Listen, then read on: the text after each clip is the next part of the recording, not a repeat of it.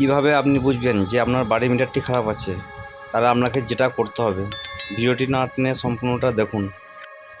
আপনার মিটারটি যদি ঘন ঘন পালস মারে সেক্ষেত্রে আপনি কি করবেন? এটা হচ্ছে আমার বাড়ির মিটার এবং সঙ্গে করে আরেকটা মিটার আমরা নিয়ে এসেছি, সেটা হচ্ছে চ্যালেঞ্জ মিটার। আমরা অলরেডি আগে থাকতে ফিটিং করে রেখে দিয়েছি। আমার বাড়ির যে মিটারটি টোটাল রিডিং উঠে আছে 60-25 এবং আমার চ্যালেঞ্জ মিটারে যে রিডিংটা উঠে আছে সেটা 69-73। দুটো মিটারের টোটাল রিডিং আমরা ডিসপ্লের ওপর লিখে দিলাম। এটা এক সপ্তাহ পর এসে দেখব যে কোনটা বেশি রিডিং উঠেছে। দেখা যাচ্ছে আমার যে বাড়ির মিটারটি আছে, বাড়ির মিটারটি হয়েছে 61-51 এবং যে চ্যালেঞ্জ মিটারটি আছে এটা হচ্ছে 70-26। তো এখানে প্লাস মাইনাস করলেই বোঝা যাবে যে হচ্ছে কোনটা বেশি পড়ছে কোনটা কম পড়ছে।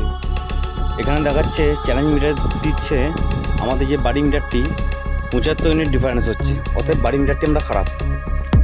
এই মিটারটি চেঞ্জ করতে গিয়ে কী করতে হবে এরপরে আমরা ভিডিও আপলোড করব, সেই ভিডিওটি সম্পূর্ণ দেখানো হবে। আমার এই চ্যানেলটি নতুন, প্লিজ একটু সবাই সাপোর্ট করো। অসংখ্য ধন্যবাদ।